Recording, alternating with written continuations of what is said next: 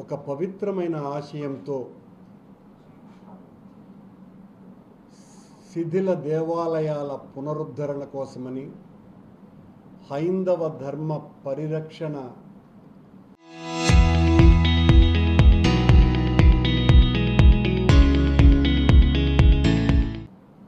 విశ్వవ్యాప్తం చేయటంలో భాగంగా హరినామ సంకీర్తన ప్రతి గ్రామంలోనూ ప్రతిధ్వనించాలా అన్నటువంటి ఒక మహత్తర ఆశయంతో బృహత్ సంకల్పంతో జగన్మోహన్ రెడ్డి గారు శ్రీ వెంకటేశ్వర ఆలయ నిర్మాణ ట్రస్ట్ శ్రీవాణి ట్రస్ట్ పేరుతో ఒక హైందవ యజ్ఞాన్ని ప్రారంభిస్తే ఆ హైందవ యజ్ఞం జగన్మోహన్ రెడ్డి గారు ముఖ్యమంత్రిగా ఉన్న సమయంలో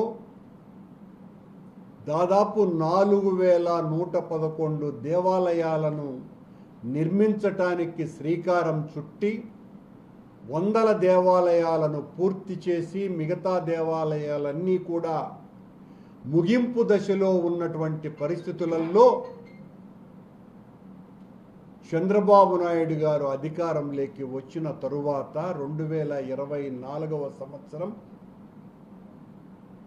ఒక జీవో తీసుకొని వచ్చి ఆ ఆలయ నిర్మాణాలన్నింటినీ కూడా రద్దు చేసినారు. శ్రీవాణి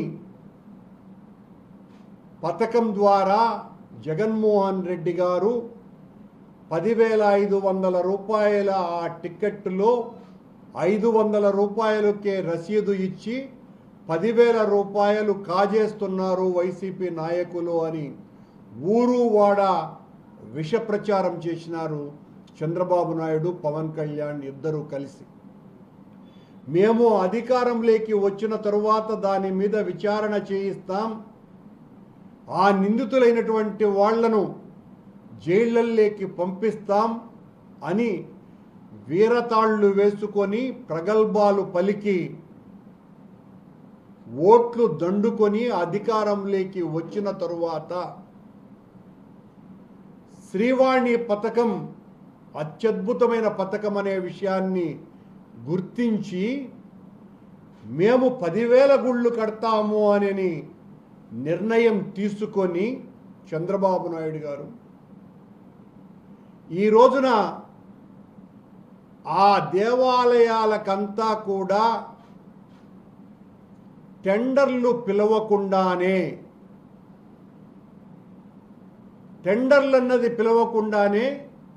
తెలుగుదేశం పార్టీకి సంబంధించిన నాయకుల జోబులు నింపటానికి దోచుకోవటానికి చివరకు వెంకటేశ్వర స్వామిని కూడా ఒక పావుగా, ఒక ఆయుధంగా, ఒక వనరుగా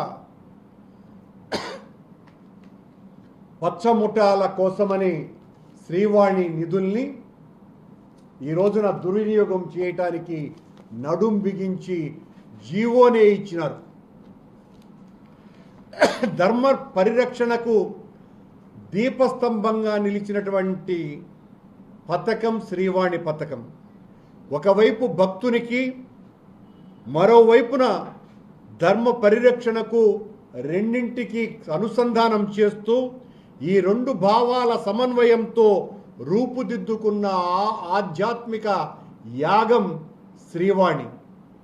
నిరుపేద ప్రాంతాలలో ఆలయ నిర్మాణం, ధర్మ ప్రచారం, వైదిక సంస్కృతి పరిరక్షణ వంటి మహోన్నత లక్ష్యాలతో ప్రారంభమైన ఈ పథకం 10,000 రూపాయలు విరాళం ఇచ్చే భక్తుడికి విఐపి బ్రేక్ దర్శనం కల్పిస్తూ ఆ నిధులను ఈ ధార్మిక సేవలకు వినియోగించాలని సంకల్పించినాం. కానీ ఈ రోజున ఆ ఆశయ దీపం, ఆ అక్షయ దీపం పవిత్రంగా కనిపించాల్సినటువంటి ఆ అక్షయ దీపం తెలుగుదేశం పార్టీకి అత్యంత అపవిత్రంగా కనపడి తెలుగుదేశం రాజకీయ ప్రభావాల నీడ కారణంగా అది ఆ నీడ పడిన క్షణం నుంచి మసకబారటం ప్రారంభించింది. ఈ రోజున పరిపాలన చేస్తున్నటువంటి టీడీపీని బిఆర్ నాయుడు చాలా సందర్భాల్లో అన్నాడు, వెంటనే శ్రీవాణిని మూసేస్తాం, శ్రీవాణిలో జరుగుతున్నటువంటి దోపిడీని అరికడతామని చెప్పి ఇదే బిఆర్ నాయుడు మరో 1000 అదనపు టికెట్లను కేటాయించినాడు శ్రీవాణి నిధులను సమీకరించడానికి. టికెట్ల కేటాయింపులో పైరవీలు, దళారీల ప్రభావశీలురకే అవి దక్కేటట్టుగా ఉండేటువంటి కార్యక్రమాలు తెలుగుదేశం పార్టీ హయాంలో నిరంతరాయంగా జరుగుతున్నాయి. తిరుమల వంటి దివ్యక్షేత్రంలో రాజకీయ జోక్యం వేలిముద్రతో వెన్నుముకను విరిచే చందంగా మారిపోయింది. ఆధ్యాత్మిక దృష్టి కన్నా రాజకీయ ప్రయోజనాలకే ప్రాధాన్యత పెరగటం వలన టీటీడీ శ్రీవాణి టికెట్ల విషయంలో పారదర్శకత పూర్తిగా కనుమరుగైపోయింది. భక్తుడి కన్నీరు దేవుడి హృదయాన్ని కదిలిస్తుంది అని అంటారు. అలాంటి భక్తుని ఆవేదనను చంద్రబాబు ప్రభుత్వం రాజకీయ లాభ నష్టాల కొలమానంతో చూడటం అన్నది అత్యంత బాధాకరమైనటువంటి విషయం, వికారమైనటువంటి ప్రయత్నం. ధర్మ పరిరక్షణ కోసం సృష్టించినటువంటి పథకం రాజకీయ క్రీడలకు వేదికగా కావటం అన్నది భక్త హృదయాలను తీవ్రంగా కలిచివేస్తోంది. చంద్రబాబు గారు శ్రీవాణి పేరు మార్చి చంద్రవాణిగా మార్చుకోండి. ఇక శ్రీవాణి అన్న పేరుతో ఆ ట్రస్ట్ ఉంచాల్సినటువంటి అవసరం లేకుండా పోయింది. మీ జోక్యంతో అది పూర్తిగా చంద్రవాణి ట్రస్టుగా దాన్ని మార్చండి. పచ్చిగా తినటం, పచ్చ చొక్కాల్లో వేసుకోవటం నిస్సిగ్గుగా మీ ప్రభుత్వం శ్రీవాణి విషయంలో చేస్తున్నది. అధికారంలోకి రాకముందేమో శ్రీవాణిని తీసేస్తాం, మూసేస్తామని చెప్పి అవి మరింతగా పెంచి స్వామికే పంగనామాలు పెట్టేటువంటి కార్యక్రమం కొత్త నోముగా చేస్తున్నాడు చంద్రబాబు నాయుడు గారు. చంద్రబాబు రాజకీయంలో దేవుడు ఒక పావు, ప్రసాదం ఒక మోసం, భక్తి ఒక ముసుగు, కానుకలు కనకాలు మాత్రం ఆయన ఇంటికి శునకాల్లాగా పయనిస్తున్నాయి. భక్తులు ఇస్తున్న స్వామి నిధుల్ని భక్ష్యాలుగా భోంచేస్తున్నారు. శ్రీవాణి ద్వారా వేల కోట్ల రూపాయలు ఈ 1.5 సంవత్సర కాలంలోనే వచ్చినాయి. ఆ నిధులన్నీ కూడా ఏమవుతున్నాయో కూడా తెలియని పరిస్థితి దాపురించింది. అవన్నీ కూడా పచ్చ చొక్కా నాయకుల జోబుల్లోకి వెళ్ళేటువంటి దానికి ఒక రహదారిని చంద్రబాబు గారు నిర్మించినారు అనేది స్పష్టంగా జీవో ద్వారానే అర్థమవుతున్నది. ఈ రోజున శ్రీవాణి టిక్కెట్లు ఆన్లైన్ ద్వారా 800 ఇస్తున్నారు.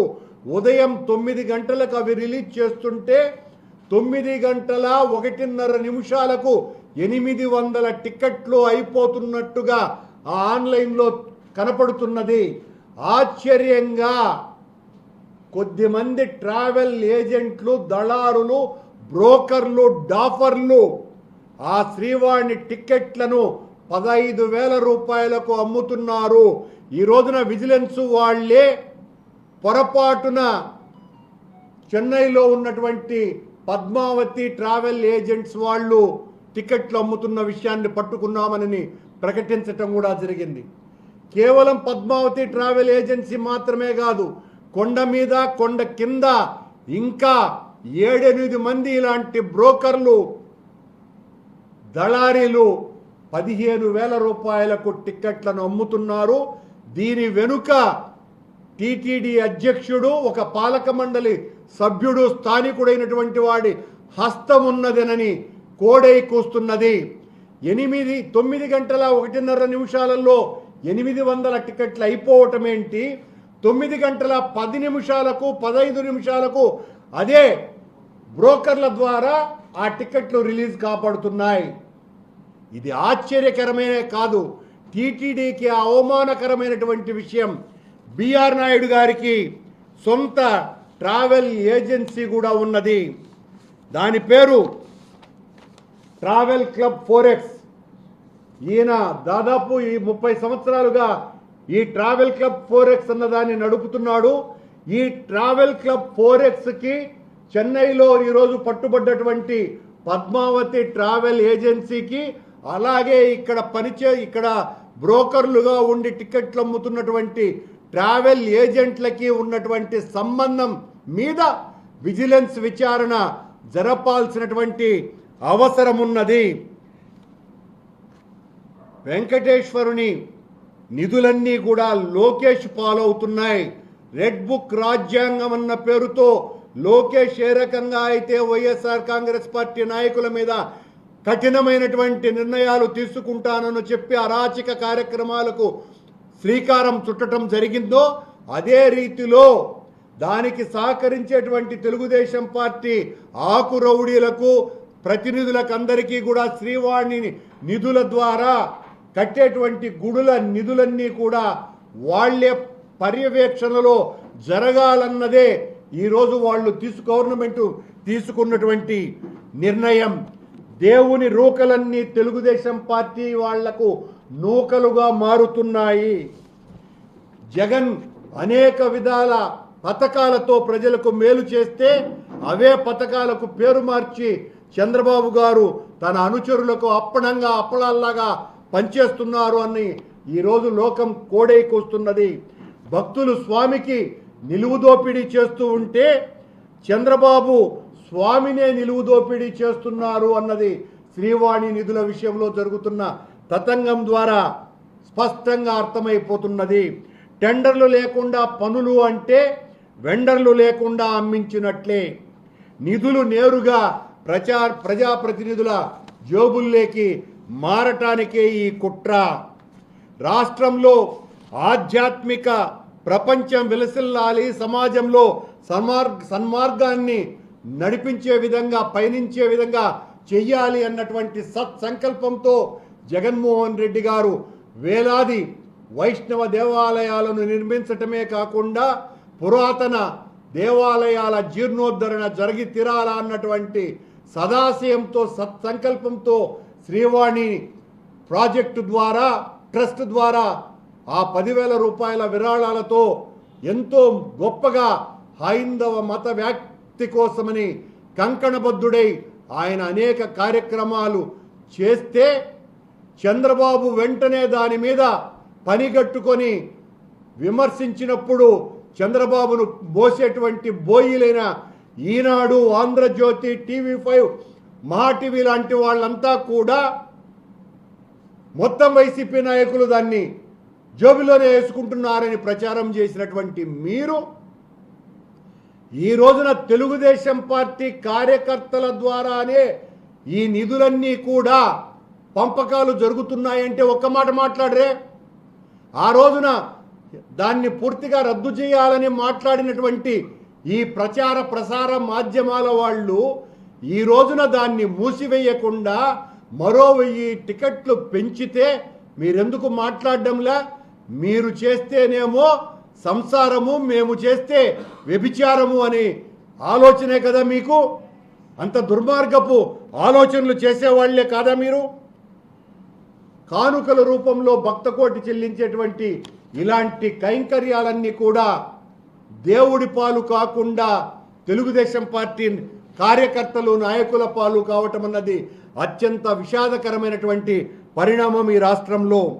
మేము వచ్చినప్పుడు మేము ఆ శ్రీవాణి ట్రస్ట్ ద్వారా ఆ నిధులతో కట్టాల్సినటువంటి గుడులన్నింటినీ కూడా అత్యంత పారదర్శకంగా వాటిల్ని టెండర్లకు పిలవటమే కాకుండా అనేక దేవాలయాలు, దాదాపు 70% పైగా దేవాలయాలు ఆర్ఎస్ఎస్ వాళ్ళ, ఎవరైతే దేవుడి విషయంలో అత్యంత ప్రతిష్టాత్మకంగా, నిర్మాణాత్మకంగా, అవినీతి రహితంగా ఉండేటువంటి ఆర్ఎస్ఎస్ సంస్థకు అనుబంధమైనటువంటి సమరతా సంస్థ ద్వారా మొత్తం గుళ్ళ నిర్మాణాన్ని మేము టెండర్ల ద్వారా నిర్వహిస్తే దాన్ని పూర్తిగా రద్దు చేసి 6 నెలలకే చంద్రబాబు నాయుడు అధికారంలోకి వచ్చిన తరువాత ఆ గుళ్ళ మొత్తం ప్రక్రియనంతా కూడా రద్దు చేయటం జరిగింది. ఈ రోజున తెలుగుదేశం పార్టీ కార్యకర్తల పర్యవేక్షణ మీద జరగాలని టెండర్లే లేకుండా అప్పనంగా వాళ్లకు అందించటము జరుగుతున్నది. చంద్రబాబు నాయుడు గారు తన ప్రతిపక్ష కాలంలో మొత్తం తన అధికారంలోకి వచ్చిన తరువాత లడ్డు వ్యవహారాన్ని బయటికి తీసి లడ్డు ద్వారా మేము చేసినటువంటి అరాచకాలని ప్రచారం చేశారు.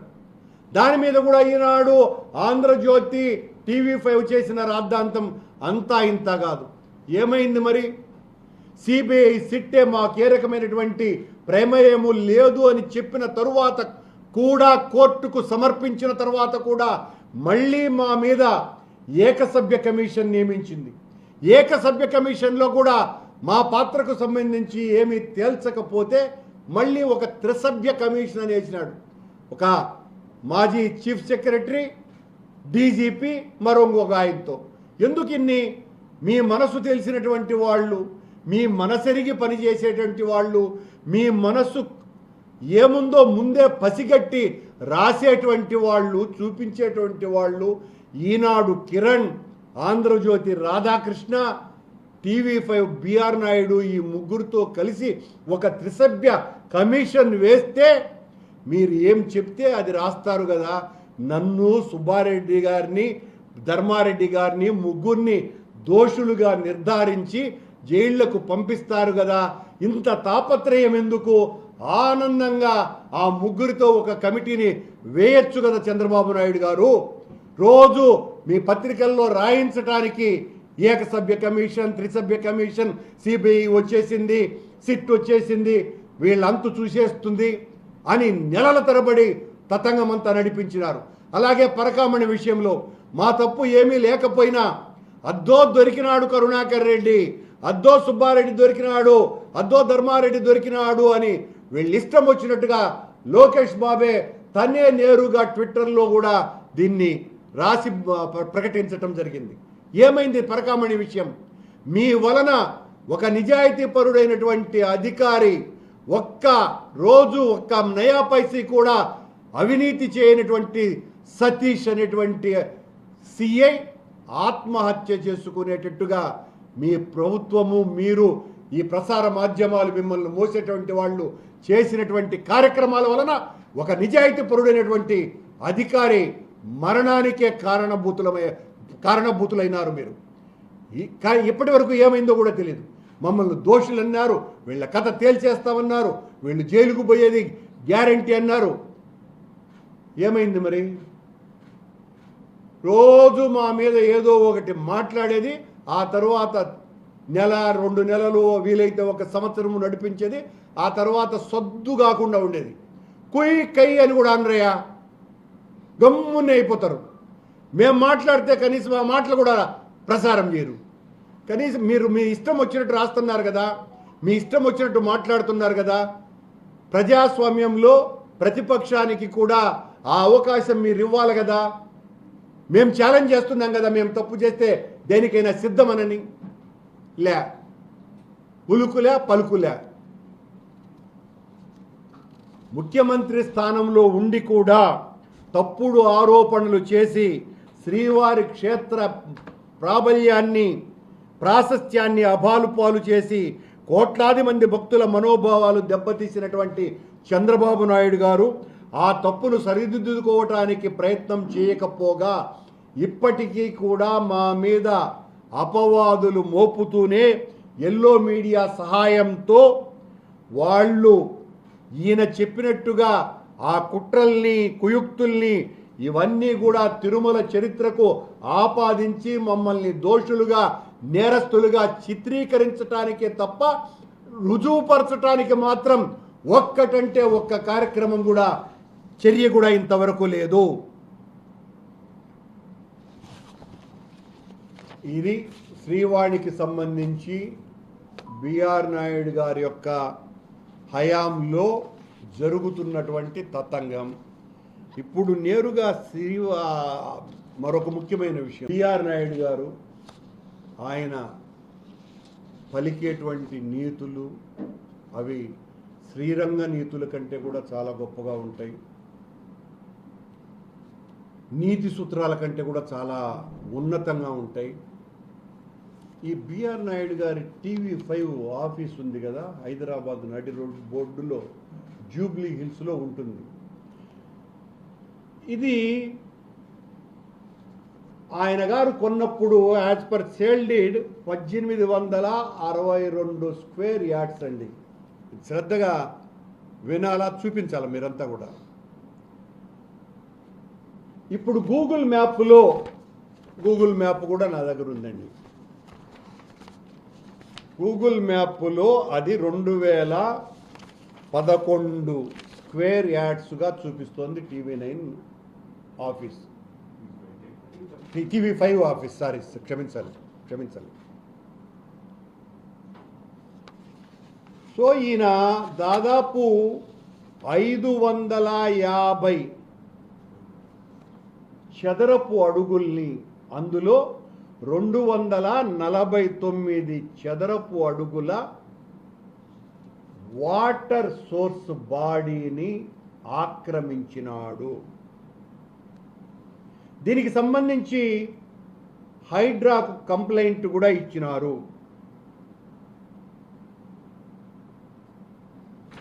ఎవరిచ్చినారు? హైడ్రాకు హరినాథ్ ఆయన పేరు రంగనాథ్ గారు, హరినాథ్ అనుకుంటా, ఎవరో లేదు మనకు.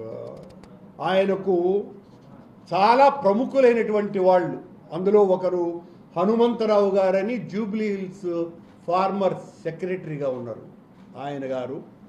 అట్లూరి సుబ్బారావు గారని 25 సంవత్సరాల క్రితం ఆయన ధర్మ ప్రచార పరిషత్తులో సభ్యులుగా కూడా ఉన్నారు. అట్లాగే బిఎస్సి ప్రకాశ్రావు అనే లబ్ధ ప్రతిష్ఠులు, అలాగే బి ప్రకాశ్రావు గారు అనేటువంటి మరొక ప్రముఖుడు, డి శ్రీనివాస్ గారు అనేటువంటి మరొక ప్రముఖుడు. ఈయన గారు బిఆర్ నాయుడు గారు TV5 ఆఫీసులో వాటర్ బాడీని ఆక్రమించినాడు. మీరు మొత్తం హైదరాబాద్ అంతా కూడా ఇలా వాటర్ బాడీలు ఆక్రమించిన చోటంతా కూడా బిల్డింగులను కూలగొట్టినారు. TV5 మీద చర్యలు తీసుకోవాల్సినటువంటి అవసరం ఉన్నది అని. అంతేకాదు కాకుండా ఈ TV5 నాయుడు గారు తన ఇండ్లు, అది కూడా జూబ్లీ హిల్స్లోనే ఉన్నది, దాదాపు ఆయన ఇంటి ప్రాంగణంలో మరొక 500 చదరపు అడుగుల హైదరాబాద్ మున్సిపల్ కార్పొరేషన్కు సంబంధించినటువంటి పార్కు స్థలాన్ని ఈయన తన కాంపౌండ్లోకి కట్టేసుకొని నేను దాన్ని పరిరక్షిస్తున్నాను అని పీఠాధిపతులు చెప్పినట్టు హైదరాబాద్ కాదు GHMCకి చెప్పాడు. మొత్తం ఆయన అక్కడ ఒక 500 చదరపు అడుగులు TV5 ఆఫీసెస్ వాళ్ళు రోజు TV5లో మాట్లాడుతూ ఉంటారు.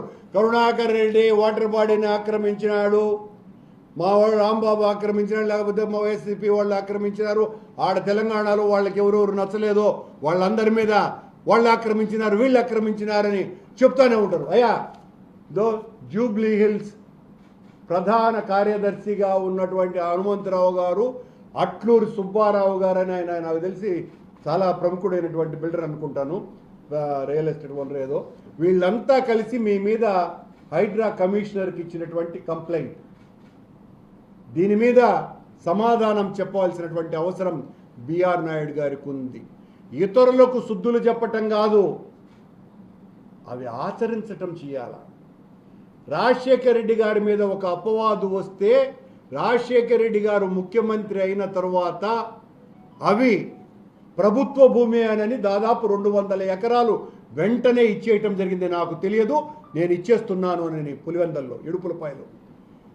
బిఆర్ నాయుడు గారు కూడా ఆధ్యాత్మిక క్షేత్రానికి ఆయన అధ్యక్షులుగా ఉన్నారు కాబట్టి వెంటనే TV5 ఆక్రమించినటువంటి ఆ 500 చదరపు అడుగుల స్థలాన్ని వెంటనే GHMCకి ఇచ్చేయవలసిందిగా డిమాండ్ చేస్తున్నా.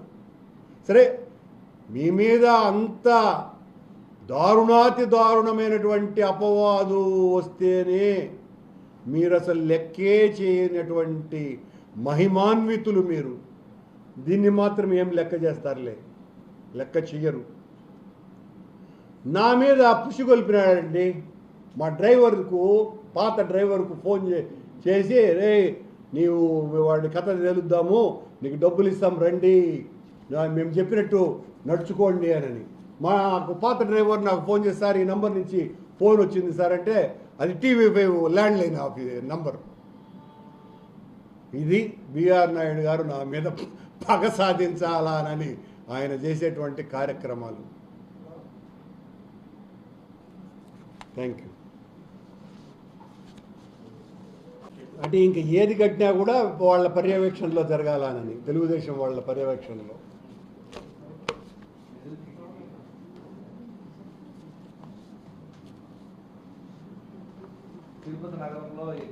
తిరుపతిలో జర్నలిస్టుల ముసుగులో కొంతమంది ఆకురౌడీల అండతో చెలరేగిపోయి, ఈ ఆకురౌడీలు కొత్తగా తెలుగుదేశం పార్టీ ప్రభుత్వంలో ఆవిర్భవించి పెట్టేగిపోయి విచ్చలవిడిగా